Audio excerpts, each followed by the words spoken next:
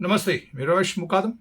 ग्रामोदय विचार माध्यमातून आज चिंचपाडा ग्रामस्थ उद्या गुरुवार दिनांक 2025 गुरुवार दिनांक 25 डिसेंबर 2025 रोजी सकाळी 10 वाजता पनवेल येथील आंतरराष्ट्रीय विमानतळाच्या भिंतीलगत असलेल्या चिंचपाडा ब्रिज खाली निदर्शने करणार आणि त्याबद्दल बोलण्याचा प्रयत्न करणार आहे. व्हिडिओ आवडला तर लाईक करा, सबस्क्राईब करा आणि फॉरवर्ड करा. दिबा पाटलांचं नाव आंतरराष्ट्रीय पनवेल येथील विमानतळाला मिळावं म्हणून गेल्या अनेक दिवसापासून येथील भूमिपुत्र आंदोलन करत आहे आणि 22 ते 24 असा 2 दिवस या ठिकाणी आंदोलनाचा निर्णय बालेमामा म्हात्रे भिवंडीचे खासदार यांनी घेतलेला होता. परंतु आचारसंहितेचं कारण सांगून महाराष्ट्र सरकारने त्या मोर्चास परवानगी दिली नाही.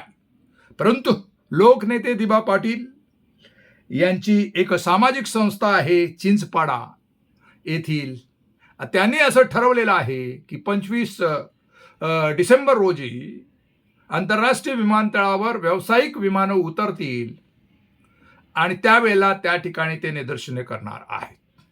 तसं पाहता महाराष्ट्र सरकार येथील भूमिपुत्रांना, आगरी, कोळी, कुणबी, बहुजन समाजाला या ठिकाणी आंतरराष्ट्रीय विमानतळावर ज्या वेळेला व्यावसायिक विमानं उतरतील त्यावेळेला तांत्रिक जी काही बाब आहे ती दूर करून विमानतळाचे नामांतर दिबा पाटील विमानतळ असं करणार असं देवेंद्र फडणवीस यांनी सांगितलेलं होतं.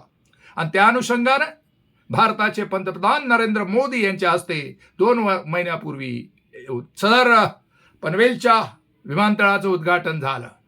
भूमिपुत्रांची रास्त मागणी महाराष्ट्र शासनानं केंद्र सरकारकडे पाठवलेला प्रस्ताव असं असताना देखील विमानतळाचं नामांतर झालं नाही म्हणून येथील भूमिपुत्र, आगरी, कोळी, कुणबी, बहुजन समाज, ओबीसी समाज हा संतप्त आहे. त्यांच्या भावना तीव्र आहेत. येथील 25 गावं उठवलेली आहेत आणि उठवलेल्या गावांचं पुनर्वसन झालेलं नाही. असं असताना सदरचं विमानतळ हे अडाणी सारख्या भांडवलदारांना देशातील दिलेलं आहे.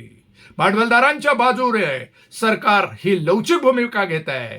येथील शेतकऱ्यांच्या जागा, जमिनी त्यांना मोबदला न देता त्यांचं पुनर्वसन न करता करते आहे. आणि याच्या निषेधार्थ येथील लोकनेते दिबा पाटील सामाजिक संस्था चिंचवाड येथील सर्व कार्यकर्ते आंदोलन करणार आहेत, निदर्शन करणार आहेत आणि त्या निदर्शन आंदोलनामध्ये सर्वांनी सहभाग घ्यावे आणि त्यांना सहकार्य करावे अशी त्यांनी विनंती केलेली आहे. बघूया या संदर्भात आता समाज बांधव कशी भूमिका घेतील. येथील आगरी, कोळी, कुणबी, बहुजन समाज, आदिवासी समाज, एसटी समाज या आंदोलनाला सहभाग घेऊन शासनाला कशा प्रकारे विमानतळाचं नामांतर करण्यास भाग पाडतील हे आपल्या बघण्यालायक आहे. आणि या संदर्भात आपलं म्हणणं काय कमेंट्स करा आणि माझा व्हिडिओ आवडला तर लाईक करा, सबस्क्राईब करा आणि फॉरवर्ड करा. जय हिंद, जय महाराष्ट्र, जय भारत.